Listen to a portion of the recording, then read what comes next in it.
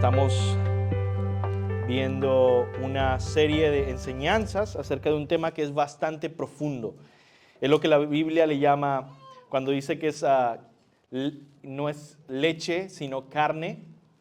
Eso es lo que estamos viendo, es decir, son enseñanzas que son difíciles de digerir, que a los inmaduros les puede caer muy mal, se pueden enfermar, se pueden, como dice la Biblia, escandalizar, porque además son enseñanzas que desafían muchas ideas de la cultura cristiana en la que nosotros hemos crecido en nuestra época. Entonces vamos a orar y entonces podemos comenzar con esto que es la segunda parte. Estamos en la segunda parte de la tercera doctrina de la gracia, que es la expiación limitada o la expiación particular. Así que con ese contexto, si vienes por primera vez y dices estoy un poco perdido, es entendible, estamos viviendo en medio de una clase, pero voy a hacer todo lo posible de que por lo menos entiendas muy bien lo que la Biblia enseña y que podamos interactuar con la Biblia. Vamos ahora. Señor, gracias por ese tiempo, por cada una de las personas que está acá, Señor. Gracias por tu palabra, gracias por la iglesia, gracias por la cruz, gracias por Jesucristo, Señor. Tú eres nuestro Salvador, tú eres nuestro Redentor. Tú has muerto por mis pecados, Señor, y te doy gracias por eso. En el nombre de Jesús, amén. Bueno, hermanos, quiero su participación desde el comienzo. Y es para que me ayuden a decir qué es lo que aprendimos la semana pasada. ¿De qué se trata esto de la redención o expiación particular? ¿Alguien que me ayude? La semana pasada vimos cuál fue el motivo por el cual Jesús vino a buscar a su pueblo, ¿no? A morir por su pueblo, para tratar de ser el medio de perdón. Excelente. Vimos la semana pasada cuál fue la motivación o la intención, por qué Jesús venía, cuál era su plan para venir a morir en la cruz, qué estaba él intentando hacer. De ahí le viene la palabra intención, ¿no? ¿Cuál es la intención de esa cruz? Así, muy bien. ¿Alguien más? ¿Qué? Tomar nuestro lugar de pecadores para salvarnos. Ajá. ¿Qué es la expiación particular? La expiación, el Señor vino fue para salvar a su pueblo, no a su pueblo elegido. Es precisamente la misión que Él vino ¿cómo se llama? Cumplir. Muy bien, muy bien. Entonces, esa es la parte, ese es el corazón de lo que nosotros estamos viendo en esta tercera doctrina de gracia, es que Jesús vino a morir en la cruz para salvar específicamente o particularmente a su pueblo. Entonces, si ustedes tienen el mismo que les di la semana pasada, para que puedan ahí tener también el repaso y lo que vamos a ver hoy. Lo que dije es esto: se puede resumir toda esta profunda doctrina de la gracia, se puede resumir en estas palabras simples. Lo que estoy tratando de enseñar y lo que los reformados han tratado de enseñar por cientos de años es esto: Jesús murió en la cruz para salvar a su pueblo de sus pecados y lo logró. ¿Ok? Esa es la gran controversia, el gran debate, lo que ha hecho que muchas personas se peleen. Y uno dice, ¿pero cómo?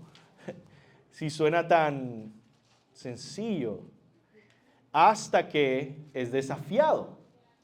Entonces dijimos que todo esto desde las 5 doctrinas de la gracia es simplemente como que alguien venga y diga, hey, tenemos 5 objeciones de cosas con las que estamos en desacuerdo de lo que enseñan en Highview en español. Entonces, cuando nosotros le respondemos, pues respondemos esas 5 objeciones, ¿verdad? No quiere decir que todo lo que enseñamos se resume en 5 objeciones. Quiere decir que estamos respondiendo ante esas 5 críticas, ¿ok? pero creemos mucho más que esas 5 cosas. Entonces, todo esto es simplemente un entendimiento bíblico del Evangelio, de la cruz, de toda la Biblia, pero que está respondiendo a estas 5 críticas de los arminianos. Y una de las críticas, la tercera crítica, consistía en decir, nosotros criticamos, objetamos de que ustedes digan que Jesús murió particularmente por su pueblo. Los arminianos dicen, nosotros creemos que Jesús murió por todos los seres humanos. Ahí es donde empieza a ponerse un poco controversial, ¿verdad? ¿Por qué? Porque nosotros toda la vida hemos escuchado en nuestra cultura cristiana, de nuestra época, eso. Entonces, ¿cómo es esto? ¿Cómo es esto reconciliable? ¿Qué es lo que dice la Biblia? ¿Qué es la verdad? ¿Qué es lo correcto? Eso es lo que nosotros estamos estudiando. Entonces, la semana pasada comenzamos a ver esto en Mateo 1:21 y ese va a ser nuestro texto por estas 2 semanas, nuestro texto base. ¿Qué dice Mateo 1:21? Por cierto, uno de mis versículos favoritos desde que me convertí hace 13, 14 años. Dice, y darás a luz un hijo, un ángel está hablando a José en un sueño, dice, y dará a luz un hijo, María, dará a luz un hijo, y le pondrás por nombre Jesús, porque él salvará a su pueblo de sus pecados. Entonces ahí nosotros vemos esta doctrina de la expiación particular eficiente en un versículo. ¿Ok? Pero también lo vimos en muchos otros versículos. La semana pasada fuimos por muchos más versículos, ¿verdad? Y lo primero que hicimos fue definir qué es la expiación, esta palabra rara, expiación o propiciación. Y dijimos que para que tú entiendas de verdad qué significa esta palabra, tienes que ir al Antiguo Testamento e imaginarte este animalito, ¿verdad? Esta ovejita, esta cabrita que tenía que ser ofrecida en tu lugar. Uno oraba, imponía las manos sobre este corderito, confesaba sus pecados y luego ese corderito era sacrificado en un altar. Y entonces uno veía ahí cómo el pecado, nuestro pecado, tiene consecuencias reales. Duele de verdad, mata de verdad, es castigado de verdad, pero tenemos un sustituto. Ahora, cuando uno lee en el Nuevo Testamento la carta a los Hebreos, ahí se nos explica muy claramente que la sangre de corderos y toros y todas estas animales no podían limpiar los pecados. ¿Qué quiere decir eso? Que todo eso era realmente un sistema simbólico que Dios había establecido para lo que Él iba a hacer en el futuro. Cuando Jesús vendría a ser, como dice Juan el Bautista, el Cordero de Dios que quita el pecado del mundo. El Cordero de Dios. Él iba a hacer esa expiación. Esa es la palabra expiación o propiciación. Ahora, es particular, expiación particular, es porque fue obrada para expiar los pecados, para quitar los pecados, pagar los pecados de un pueblo en particular. Dijimos entonces que la gran pregunta de por qué murió Jesús puede responderse de una manera profunda, bíblica, con 2 categorías. Podemos decir, ok, vamos a investigar en la Biblia por qué murió Jesús. ¿Ok? Esta es una investigación bíblica. Hay 2 cosas que tenemos que determinar. Primero, ¿cuál fue su intención? ¿Qué quería Jesús venir a hacer? ¿Tienes una? Reconciliarnos. Entonces esa es la primera cosa que tenemos que nosotros determinar. Eso lo vimos la semana pasada. Un montón de diferentes versículos. Y vamos a quizá repasar algunos de ellos. ¿Qué es lo que Él quiso venir a hacer? O mejor hecha la pregunta, ¿cuál fue la intención de Jesús para salvar a quiénes? ¿No? Y la segunda pregunta es, ok, habiendo entendido su intención, ¿qué logró hacer? Y eso es lo que vamos a responder hoy. ¿Qué logró hacer? Simplemente para aclarar algo, hay dos cosas que se debaten mucho que yo quiero aclarar desde el comienzo y ya no tocarlo más para profundizar en el tema. Primero, cuando se habla de la expiación particular, o muy famosamente se conoce como expiación limitada, que es lo que nosotros estamos enseñando, se acusa a nosotros, se nos acusa de limitar el valor de la cruz. Como que, bueno, la cruz no pudo salvar a toda la gente, entonces Él vino a salvar a un grupo específico, y esto es un mito. De hecho, en esta área ni siquiera hay un debate entre arminianos y calvinistas.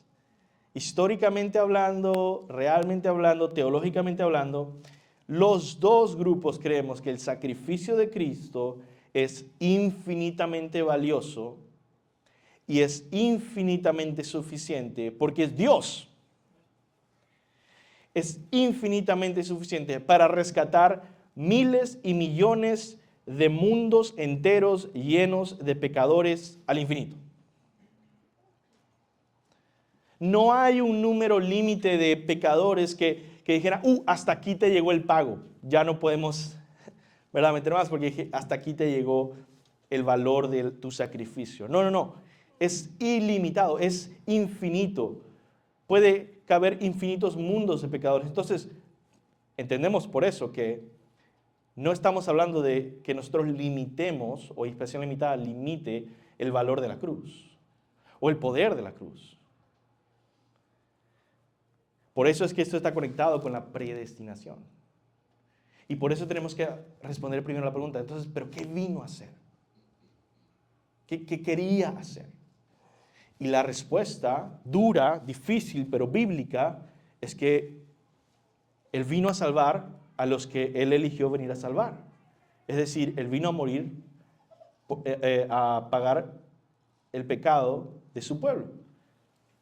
Como dice Mateo 1:21, Él salvará a su pueblo de sus pecados. Entonces, no limitamos el valor de la cruz es infinitamente valiosa, pero Dios ha elegido salvar a su pueblo. Segundo, el Evangelio debe ser proclamado y ofrecido a todas las personas sin distinción. La invitación de salvación es para todos. Para todos. Otra vez, hay otro mito que dice, no, ustedes enseñan la expiación particular, por lo tanto, ustedes enseñan que no se debe predicar el Evangelio a todas las personas. Eso es un mito. Ahí de hecho no hay ningún debate. Estamos completamente de acuerdo, los dos grupos o todos los grupos, de que debemos proclamar el Evangelio y extender esa invitación, esa oferta de salvación a todas las personas, sin distinción, todos. ¿Amén? ¿Alguna pregunta sobre estas dos cosas? Una persona que se aparta de la fe, ¿llegó a ser salvo? Ok, voy a responder la pregunta, aunque no va mucho con el tema, pero, ok, la pregunta fue, ¿una persona que se aparta de la fe llegó a ser salvo? Bueno, depende de qué significa aparta de la fe, pero vamos a poner que apartar significa de una manera definitiva. Ha negado a Jesucristo, ha salido de la iglesia, ha, blasfemado contra Dios, ya absolutamente ha desechado el Evangelio y sigue así viviendo el resto de su vida hasta morir. ¿Ok? Vamos a dejarlo así de claro.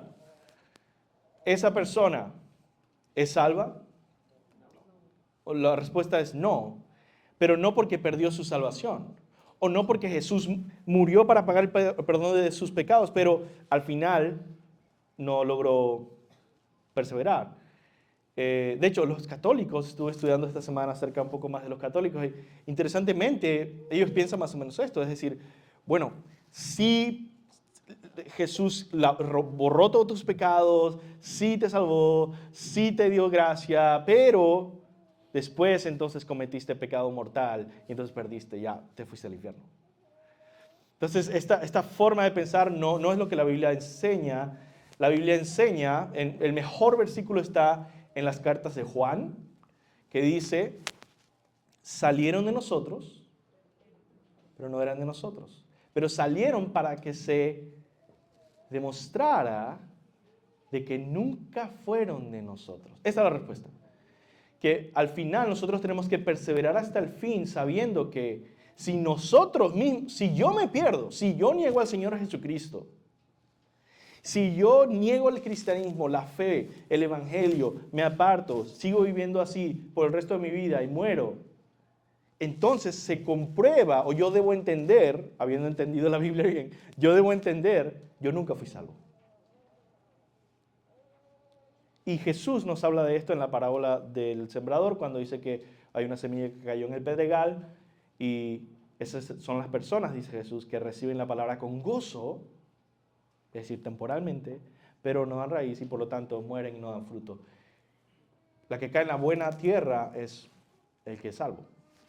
Muy bien, vamos a seguir entonces con el tema de la expiación. ¿Cuál fue la intención de la cruz? Vimos resumidamente esto. Que básicamente hay tres posibles respuestas. Jesús quería venir a salvar a todos y lo logró, que eso es universalismo. Es decir, no existe el infierno, todo el mundo es salvo, no importa si es Hitler, no importa si es ateo, todos son salvos. No importa, Jesús murió por todos, ya, todos son salvos. No hay infierno, no hay condenación. Esa es la primera opción, es una herejía. La segunda opción, entonces, Jesús quería venir a salvar a todos. Primera opción. Segunda opción, los arminianos, Jesús no vino a salvar realmente a nadie. Él vino a abrir una posibilidad de salvación para todos. Es muy diferente. Y vamos a ver esto hoy en el punto de que logró Jesús. Entonces, Jesús vino a salvar a todos. Jesús no vino realmente a salvar a nadie. O la tercera opción, que es lo que estamos enseñando, Jesús vino realmente a salvar y a rescatar a su pueblo. Y lo logró. ¿Ok? Entonces, vimos que esto se revela en toda la Biblia, especialmente en el Antiguo Testamento, con este compromiso que tiene Dios con su pueblo, el pueblo de su pacto, en el que le ha hecho un pacto con ellos y le ha hecho promesas a ellos y le ha dicho, yo te salvaré, yo quitaré tus pecados, los echaré tan lejos como el oriente está del occidente. Hay tantas promesas en el Antiguo Testamento que entonces viene al Nuevo Testamento y se cumplen esas promesas en Jesús, porque Él siempre nos ha dicho que Él venía a salvar a su pueblo. Y esta es la cruz es el cumplimiento de un pacto que Dios ya había hecho desde la eternidad. Sin embargo, el Nuevo Testamento nos enseña que este pacto no solo incluía judíos, y esta es la gran sorpresa, sino que incluía gente de toda lengua, tribu y nación. ¿Ok? Y por eso el Nuevo Testamento enfatiza, Él no solo vino a morir por los judíos, sino por todo el mundo. ¿Entendemos esos pasajes bíblicos? Él vino a salvar al mundo de sus pecados, es decir, a todas las naciones y a traer un pueblo de toda lengua, tribu y nación. Vimos un pasaje que me gustó mucho, voy a ver si lo encuentro por acá, de la semana pasada, y es el de Hechos. Hay un pasaje de Hechos que me pareció muy apropiado, muy bueno. No lo encuentro, a ver.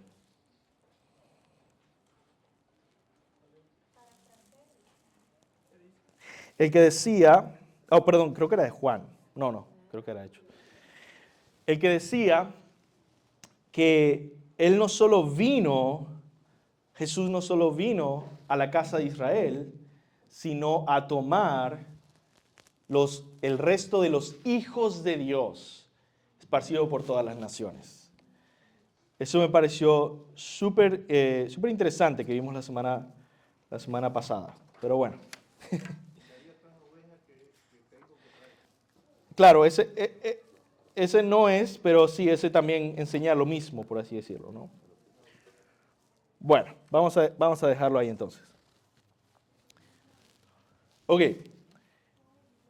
Entonces, la semana pasada enseñamos la intención de Jesús fue venir a salvar a su pueblo de sus pecados. Ahora vamos a ver otro tema, que es qué logró hacer Jesús en la cruz. ¿Ok? Y ustedes van a ver eso en básicamente la página 3. ¿Qué logró hacer Jesús?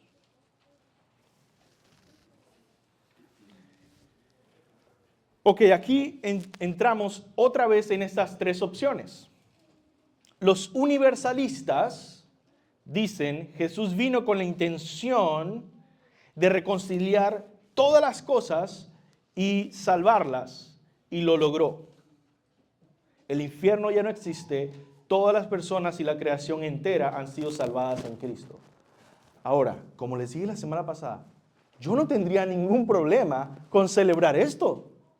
Yo no tendría ningún problema con decir, sí, cuando Jesús vino a morir en la cruz, absolutamente toda la creación fue salva, todos los seres humanos, no existe nadie en el infierno. Sin embargo, eso no es verdad. A mí me encantaría decir eso, pero la verdad es que eso no es bíblico, eso no es cierto. Entonces tenemos que hacernos la pregunta, ¿no? ¿Qué nos hace sentir bien? ¿Qué postura me sienta mejor con mi corazón, mis emociones, con mi mente? Tenemos que preguntarnos, ¿qué es la verdad? ¿Qué es lo que Dios nos enseña? Y esto es una herejía. ¿Ok? El universalismo es una herejía. Segundo, los arminianos, vamos a detenernos un poco acá, dicen, el sacrificio de Cristo en la cruz no asegura la salvación de nadie. Entonces, la pregunta que estamos respondiendo es, ¿qué logró Jesús en la cruz? Bueno, no logró asegurar la salvación de nadie, sino que abre la posibilidad de salvación a todo el que quiera tomarla. Ok, vamos a tratar de entender esto. ¿Ok? Hay gente que se está ahogando. Hay gente que se está ahogando. Dios es el salvavidas. ¿Ok? Estoy tratando de ilustrar la posición arminiana. Dios no vino y dijo, ok, voy a empezar a sacar gente del agua, a rescatarla y a traerla a la orilla. Eso no fue lo que Él hizo en la cruz. Entonces, su intención y su logro no fue sacar a nadie de que se estuviera ahogando. Lo que Él hizo fue decir, hey, aquí está el flotador, el que quiera tomarlo, puede hacerlo. ¿Qué sucede con esto? Que cuando un salvavidas hace eso, él no sabe si alguien lo va a tomar. Quizá alguien sí, y quizá se salve alguno y diga, el salvavidas me salvó, porque me ayudó y todo esto, ¿no? Pero la realidad es que ese resultado dependía del que se está ahogando. Esta es la visión arminiana de la salvación. Jesús vino y abrió esta posibilidad. Ahora Él está esperando, muchas veces anhelando, si me aceptaran, ¿verdad? Estoy aquí todo ese tiempo tocando, si me aceptaran. Y aquí estoy.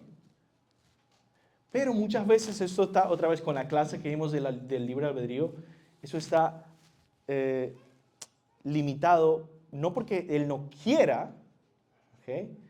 Sino porque dices que no puedo. Porque es que no puedo meterme en el libre albedrío humano.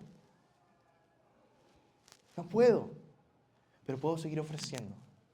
Puedo seguir diciendo, por favor, cualquiera. Ahora, el problema es este. Puede ser que nadie sea salvo.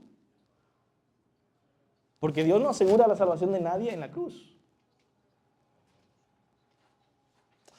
Y de esa manera Jesús puede venir con una misión y la misión se definiría como: yo vengo a morir en la cruz para abrir una posibilidad a ver qué pasa, a ver si alguien se aprovecha de ello y entonces lograr salvar a algunos pecadores. J.I. Packer nos ayuda a entender esto, un escritor muy famoso, dice esto: la cruz, donde el arminiano solo dirá, no podría haber obtenido mi salvación sino, la cruz salva, donde el arminiano solo diría, no podría haber obtenido mi salvación sino en el Calvario, los reformados dirían, Cristo obtuvo mi salvación para mí en el Calvario. Es decir, un arminiano puede decir, es que no puedo ser salvo sin la cruz de Jesús. No puedo salvarme sin la cruz de Jesús. ¿Suena bien? Un reformado diría, Jesús me salvó al morir en la cruz. ¿Entendemos la diferencia? Él vino a morir y logró salvarme. No solo abrió una posibilidad para mí, Él logró mi rescate. Dice así J.I. Packer, en el sentido arminiano, Dios no elige a nadie, Cristo murió por nadie y el Espíritu no vivifica a nadie. Lo que quedamos reducidos o limitados a decir es esto, que Cristo nos salva con nuestra ayuda. Y lo que eso significa cuando uno lo piensa bien es esto, que nos salvamos a nosotros mismos con la ayuda de Cristo. Poderosa frase, ¿no? Si Cristo nos salva con nuestra ayuda, lo que queremos realmente decir es que nos salvamos a nosotros mismos con la ayuda de Cristo. Y por eso la analogía del flotador. Técnicamente, yo agarré esto y me salí, ¿no? Con la ayuda, o sea, sin su ayuda no lo hubiera podido lograr. Ok, es verdad. Sin su ayuda hubiera muerto, ok. Entonces yo pude salvarme con la ayuda de. ¿Algún comentario sobre esta postura? Esto, hermanos, esto es difícil de entender, porque esto es lo que hemos escuchado predicado toda nuestra vida con diferentes eslogans, frases, y yo voy a meterme en uno muy específico, que es el asunto del evangelismo y de la frase, Cristo murió por ti. ¿Ok? Así que vamos a ir como con ejemplos profundos, pero hasta ahora que estoy describiendo la posición arminiana, ¿algo que quieran agregar? ¿Algo que quieran preguntar?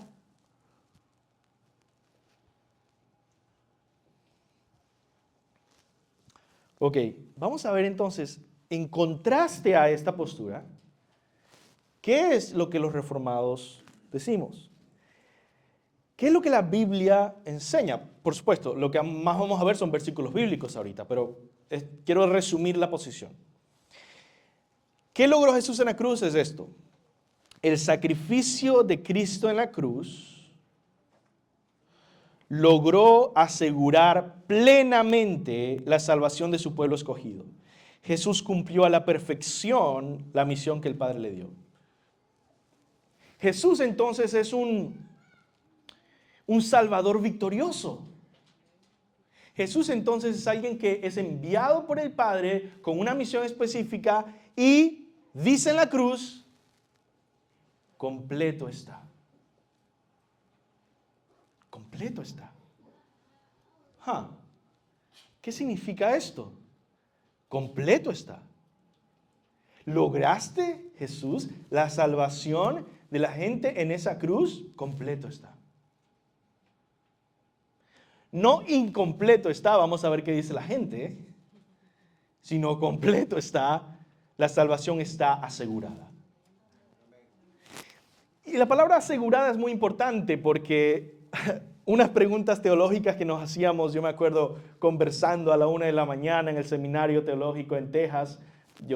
Ese seminario es más como un monasterio, entonces ahí nos quedábamos ahí comíamos ahí, trabajábamos ahí, estudiábamos ahí, dormíamos ahí, y por años.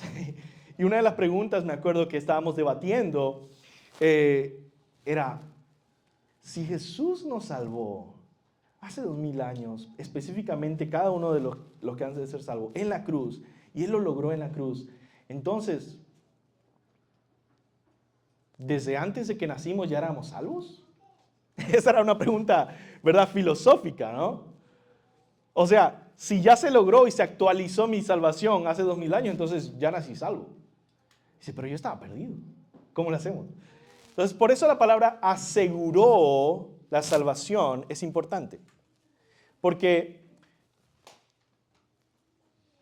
es imposible que esa salvación no ocurriera. Y esto tiene que ver con la Trinidad. Así que si queremos complicar un poco más la clase, metemos la doctrina y el misterio de la Trinidad. Cuando uno estudia la Trinidad debemos entender esto, que hay algo que se llama operaciones o acciones inseparables en la Trinidad. El Padre no puede actuar de una manera separada del Hijo, no pueden estar haciendo cosas distintas y por lo tanto, lo que el Padre planeó, lo iba a hacer el Hijo, y lo que el Hijo cumplió en la cruz, lo iba a aplicar en tu vida el Espíritu Santo, y eso era imposible de cambiar. Nuestra salvación es la obra de salvación de un Dios trino. Y cuando Jesús muere en la cruz y dice completo está, tu salvación, que iba a ser hace 2 años, o este año, o hace 4 años, o hace 10 años, tu salvación estaba pagada, completada y asegurada en el momento en el que el Espíritu Santo vendría y aplicara la sangre de Cristo a tu vida, porque tú eres uno de los elegidos del Señor, por los cuales Él vino a morir en la cruz por nombre, básicamente.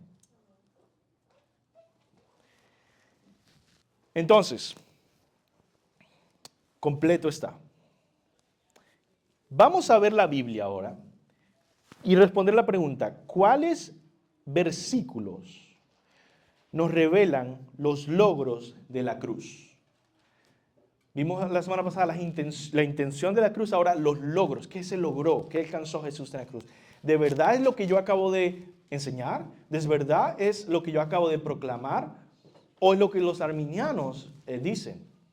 ¿Solo Jesús vino a abrir una posibilidad? ¿O Él vino a asegurar realmente la salvación de su pueblo, de sus rebaños, de sus ovejas, de su esposa? Muy bien. Primer versículo, Mateo 1:21. Dice ahí, y dará a luz un hijo y le pondrás por nombre Jesús, porque Él... Entonces quiero que vean ahí la palabra salvará. No es que Él viene a abrir una puerta. Él viene a traer una posibilidad. No. Él viene a llevar a cabo salvación, rescate. Él es verdaderamente mi Salvador. No mi mejor opción. Mi Salvador. Él me rescató. Siempre comparto este testimonio de que yo justo llevaba unas semanas, quizá unos meses de ser cristiano, no conocía ninguna iglesia, no conocía ninguna denominación, ningún maestro. Estoy en Venezuela, prendo la televisión a ver canales cristianos y sale una apóstola, predicadora, y está diciendo de cómo ella fue salva y dice, yo estaba de niña en la escuela y vino un evangelista e invitó a todos a salvarse. Y dice, y de toda la clase, yo fui la única que pudo tomar esa salvación. Así que ese día yo tomé la salvación. Y en ese momento yo apagué el televisor y dije, otra vez, no sabía nada, estaba apenas conociendo al Señor. Y decía, yo no creo que yo pueda decir eso. Dije, yo creo que Dios fue el que me tomó a mí. No que yo vine y, es que estaba ahí, bueno, yo fui el que aprovechó, fue el que tomé, y ahí está la diferencia entre, no, es que Él vino y me rescató a mí, yo estaba perdido. Él me abrió los ojos para ver. Él me cambió el corazón para amar al Señor. Él me transformó. Entonces, Él vino, dice, a salvar a su pueblo de sus pecados. ¿Verdad? A salvar. El versículo nos enseña que no nos enseña que vino a salvar a todos, dice a su pueblo, pero tampoco nos dice que tuviera una intención de no salvar a nadie, ¿verdad? Como los arminianos. No, Él vino a salvar a su pueblo de sus pecados, una salvación que es real y que es específica. Ahora, el primer punto que quiero mencionar acá para entender lo que la Biblia enseña es esto. Jesús logra efectuar nuestra salvación, no solo abrir una posibilidad de salvación. Lucas 19:10 dice, porque el Hijo del Hombre ha venido a buscar y a salvar lo que se había perdido. No es que Él abre una puerta y dice, hey, si alguien me busca y me... No. Él vino a buscar y a salvar lo que se había perdido. Ahora, esto no quita, por cierto, y esto se puede malentender, el llamado bíblico de creer en el Señor Jesucristo, de arrepentirse, de entrar por la puerta estrecha, de creer en el Señor Jesucristo, de ser salvo. Esto no quita toda esa responsabilidad humana y ese llamado a responder a la salvación. Solo que cuando tú respondes a la salvación y dices, yo creo, Señor, yo te busco, yo me entrego a ti, tú entiendes que la Biblia dice, wow, esta conversión que acabo de experimentar fue la obra de Dios en mí. ¿Entendemos eso? Es simplemente una manera de dar honra al que honra merece y decir, sí, yo entregué mi vida al Señor hoy, pero ¿sabes qué? Fue Dios que me salvó, fue Dios que obró en mi corazón. Si Dios no hubiera transformado mi corazón, yo no hubiera podido venir. Entonces la responsabilidad continúa, el evangelismo continúa llamando a la gente a arrepentirse, a creer en Jesús, pero entendemos más profundamente que Dios obra todas las cosas. Gálatas 1, del 3 al 4. Gracia y paz a ustedes de parte de Dios nuestro Padre y del Señor Jesucristo, que Él mismo se dio por nuestros pecados. Él mismo se dio por nuestros pecados para librarnos de este presente siglo malo, conforme a la voluntad de nuestro Dios y Padre. Aquí hay mucho para expandir, ¿verdad? Mucho. Pero miren la actividad tan profunda, tan eficiente. No es una posibilidad abierta, dice, Él se dio por nuestros pecados para librarnos de este presente siglo malo. Estábamos esclavizados y Él vino y rompió esas cadenas, nos libertó, nos rescató y dice, wow, tengo un Salvador. Amén. 1 Timoteo 1:15, palabra fiel y digna de ser aceptada por todos. Jesús vino al mundo para salvar a los pecadores, entre los cuales yo soy el primero. 1 Pedro 3:18, porque también Cristo murió por los pecados una sola vez, el justo por los injustos, para llevarnos a Dios. Esto es una frase muy importante.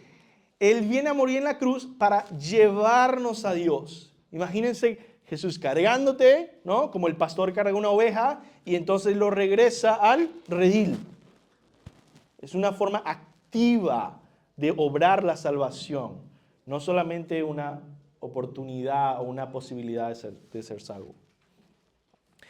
Tito 2, a ver cuánto tiempo tengo muchos pasajes. Tito 2, 13 al 14. Aguardando la esperanza bienaventurada y la manifestación de la gloria de nuestro Dios y Salvador Jesucristo. Él se dio por nosotros para redimirnos de toda iniquidad y purificar. Él obró esta purificación en nosotros, imagínense. Y purificar pueblo para sí mismo, para posesión suya, celoso de buenas obras. Ok. Romanos 5:10, porque si cuando éramos enemigos, fuimos reconciliados con Dios por la muerte de su Hijo, mucho más, siendo reconciliados, seremos salvos por su vida. Éramos enemigos, no estamos buscándolo, no, éramos enemigos y ahí en esa condición fuimos reconciliados y rescatados por la cruz. Colosenses 1 del 13 al 14. Y esto es importante, quizá te pido a todos que busquen este versículo. Este es uno de los versículos, yo creo, que más ilustra lo que estoy tratando de enseñar o tratando de decir que la Biblia enseña. Y es que cuando Jesús vino a morir en la cruz, logró definitivamente, eficientemente, eficazmente la salvación de su pueblo. Colosenses 1, del 13 al 14. Si alguien lo lee, en voz fuerte. El cual nos ha librado de la potestad de las tinieblas y trasladado al reino de su amado Hijo, en quien tenemos redención por su sangre, el perdón de pecados. Wow, vemos ahí esta idea de como una misión de rescate. El hijo es enviado, ¿verdad? Así como si, imagínense una película de SWAT team, ¿verdad? Es enviado, va, hay estas personas que necesitan ser rescatados y que dice que él las saca del campamento enemigo y después dice las traslada al reino. Otra vez voy a leerlo. Porque Él nos libró del dominio de las tinieblas y nos trasladó al reino de su Hijo amado, en quien tenemos redención, perdón de los pecados. Hermanos, hay demasiados más versículos, así que voy a seguir adelante, ¿ok? Jesús logra asegurar los medios de salvación, arrepentimiento y fe. Esto es importante. ¿Cómo Jesús logra salvar a su pueblo? Que en la cruz Él no solo paga por nuestros pecados, pero Él asegura que tendremos lo que se nos requiere para unirnos a Él, que es arrepentimiento y fe.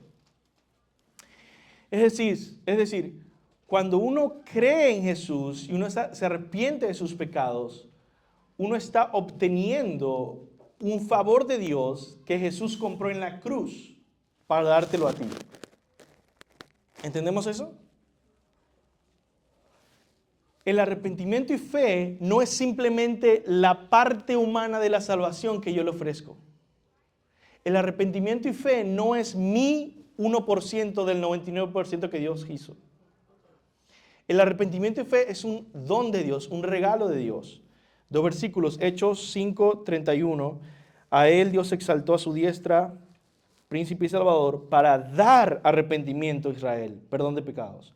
Filipenses 1:29, porque a ustedes se les ha concedido, es un regalo, se les ha concedido por amor de Cristo, no solo creer en Él, se les concedió este gran regalo, creer en Él, sino también sufrir por Él. Efesios 2:8, porque por gracia ustedes han sido salvos por medio de la fe, y esto no procede de ustedes, sino que es un don de Dios, un regalo de Dios, la fe. Entonces, vamos viendo todo lo que logró Jesús en la cruz, ¿no? Nuestra redención, nuestra salvación y comprar la fe y arrepentimiento que íbamos a tener también nos lo concedió en la cruz, lo compró para nosotros en la cruz. Por último, la pregunta que yo me quiero hacer siempre para este debate es, ¿acaso Jesús logró cumplir su misión o no logró cumplir su misión? Esa es la gran pregunta. Si tú quieres decir que la misión de Jesús era salvar a todas las personas, entonces no la cumplió, porque hay gente en el infierno. Es como que un callejón sin salida. O eres reformado o te vuelves universalista. O dices, Jesús no vino a salvar a nadie, realmente. Lo cual no queremos decir. Así que la única salida es decir, Jesús vino a salvar a su pueblo y logró su misión. ¿Ok? Vamos a terminar con la aplicación a la vida. Y lo siento tanto que me tardé tanto en llegar acá, ya nos queda poco tiempo, pero voy a profundizar un poquito en el evangelismo. ¿Cómo esta doctrina de la gracia se aplica a nuestras vidas, bendice nuestra vida, edifica nuestra vida? Porque yo no quiero que ustedes salgan de aquí a pelear con gente diciendo, oh, tengo estos versículos para contradecirte, sino que salgan de aquí para edificar sus vidas y decir, wow, puedo alabar a Dios mejor. Por eso los pastores de la iglesia queremos enseñar esto, no para que ustedes peleen, es para que ustedes sean mejores adoradores. ¿Ok? Primero, por eso lo puse de primero, nutre nuestra adoración y gratitud. Por gracia inmerecida, Él decidió venir a salvarnos cuando estábamos perdidos, nos escogió para ser su pueblo. No hicimos nada para salvarnos, Dios lo hizo todo y por eso merece toda la gloria. Podemos adorar y decir, Él me rescató. Gloria a Dios. Segundo, nos ayuda a conocer la misión de Jesús mejor y a celebrar con confianza su victoria. Entendemos mejor qué vino a hacer Jesús. Con esta doctrina entendemos mejor la cruz. Amén. ¿Cuántos entienden mejor la cruz por esta clase? Y decir, wow, ya entiendo mejor la cruz. ¿Cuán importante es eso para un cristiano? Voy a saltar al cuarto para profundizar un poquito en el tercero después. Cuarto, nos ayuda a apreciar cuán amados somos. De manera particular, específica, y no solo de manera general. No es que Jesús vino en general, por un amor general, para morir en la cruz y abrir una posibilidad general, y no vino por nadie en específico. Es que si tú eres cristiano, Él te ha amado a ti. Te ha escogido a ti y fue a la cruz por ti. Él dio su vida por ti. Él fue humillado por ti. Él se mantuvo desnudo, colgado en una cruz por ti. Es un amor por ti personal. Cristo murió por ti. Y eso, hermanos, nos lleva al último punto de aplicación con el que quiero terminar, que es el tercero, y es sobre el evangelismo.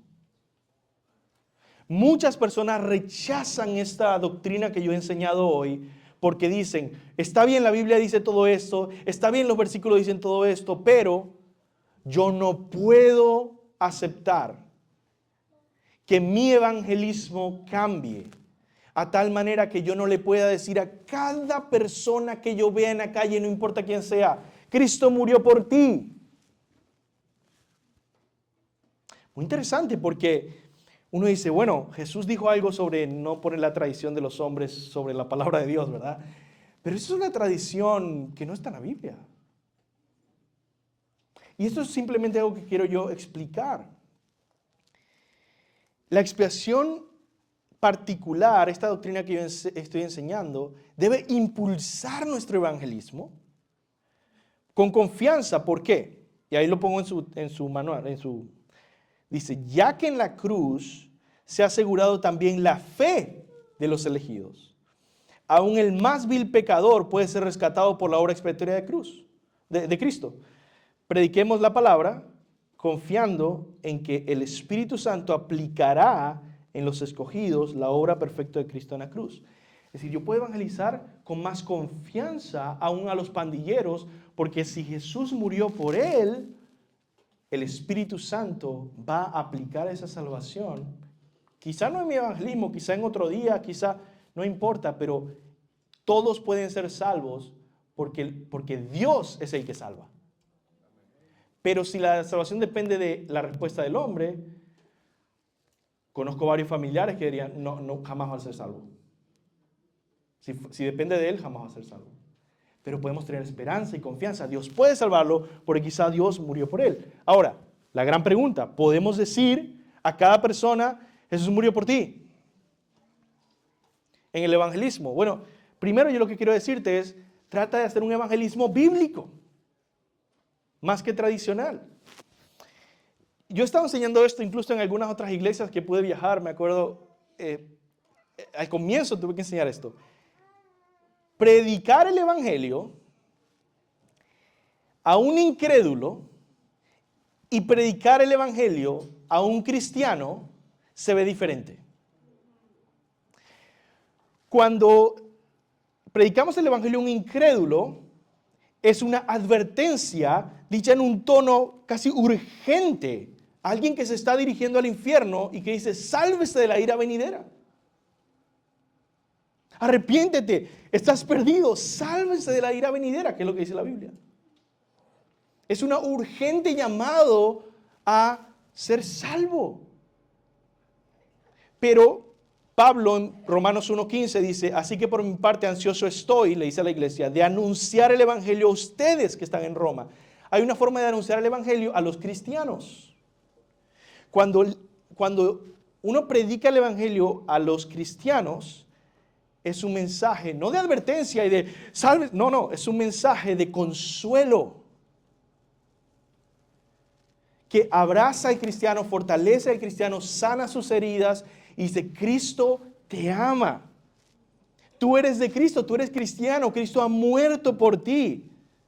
Cristo vive, intercede por ti. Y todas las bendiciones del Evangelio. ¿Se dan cuenta de que aquí en los sermones, cada domingo, quizá al final del sermón, cuando yo estoy invitando a la gente a pensar en Cristo, mi tono es muy diferente cuando digo, si no eres creyente, arrepiéntete de tus pecados, sé salvo hoy, ¿por qué vas a ir al infierno? Digo, pero si tú eres creyente, Cristo es tu tesoro, Él te ha santificado, Él te ha justificado, Él te ha adoptado como hijo de Dios, ahora eres suyo y para siempre, adórale al Señor. Es el mismo evangelio, pero son diferentes predicaciones.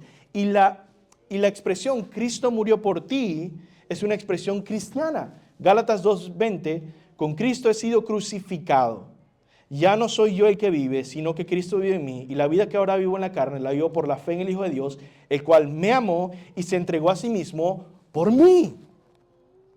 ¿Y cómo sabes eso? Porque soy de Cristo. Él murió por mí. Él me rescató. Pero en Hechos 26:20 dice, anunciaba Pablo primeramente a los que estaban en Damasco y también en Jerusalén y después en toda la región de Judea y aún a los gentiles que debían arrepentirse y volver a Dios haciendo obras dignas de arrepentimiento, que se arrepientan y crean en el Señor. Entonces, hermanos, como ya les dije, si tú eres cristiano, Cristo murió por ti. Eso es lo que nos enseña esta doctrina. Y podemos confiar en eso para evangelizar y decir, el Señor va a aplicar de una manera poderosa su salvación que Él ya compró en la cruz, que ya Él aseguró en la cruz, por gente de toda tribu, lengua y nación. Así que podemos proclamar por todos lados, arrepiéntanse de sus pecados, crean en el Señor Jesucristo. Todo el que crea en Él no será avergonzado. Cualquiera que viene a Él no será echado fuera. Vengan al Señor Jesucristo y sean salvos.